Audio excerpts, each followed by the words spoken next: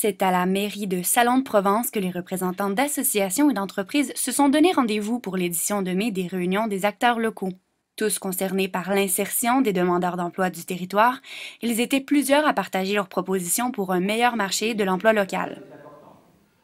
Mise en place en 2009 par Mme Françoise Delmas et son équipe de Pôle emploi, ces réunions intéressent de plus en plus d'acteurs locaux. De bouche à oreille, les gens sont venus puisqu'ils retrouvent leurs informations, puisque c'est tous les mois, dans des communes différentes donc de l'Aglopole.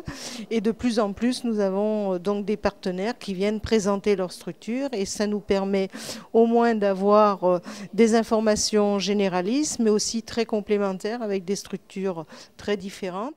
Le but de ces rencontres est bien simple, développer le réseautage entre acteurs économiques locaux et promouvoir l'emploi sur le territoire.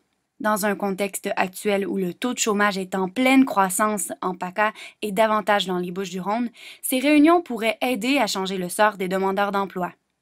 Ça permet d'avoir l'information et de pouvoir informer le demandeur d'emploi qu'on reçoit, alors nous, Pôle emploi, mais aussi toutes ces structures qui ont en face d'eux des personnes en recherche d'emploi ou de formation ou d'autres informations, puisque vous avez bien vu qu'il y a des intervenants sur la santé, le logement, la mobilité.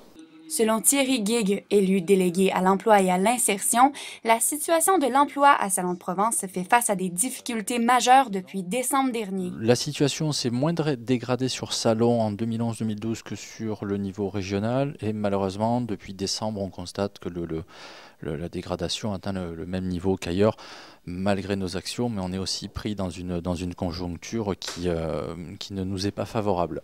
Donc aujourd'hui nous sommes sur un niveau de demandeurs d'emploi sur la ville qui atteint 4400 demandeurs d'emploi, ce qui est bien sûr et qui sera toujours beaucoup trop. Les acteurs locaux sont unanimes. C'est en se rassemblant qu'ils en viendront à des solutions qui bénéficieront les demandeurs d'emploi. Par la mobilisation de chacun, par les échanges, par un travail en commun. Ce qui est quand même fondamental, c'est le lien et l'échange d'informations, parce que il y a beaucoup d'actions, beaucoup de dispositifs qui existent, et donc l'intérêt, c'est d'arriver à avoir une lisibilité globale de l'ensemble des actions qui quand même bénéficient au public. Selon Mme Delmas, ces rassemblements encouragent les échanges entre chacune des structures œuvrant de près ou de loin du domaine de l'emploi. Les employeurs trouvent également intérêt à participer à ces assemblées. Pour l'employeur, pour moi par exemple, c'est bien connaître les dispositifs qui permettent le maintien dans l'emploi, qui permettent le développement de l'emploi.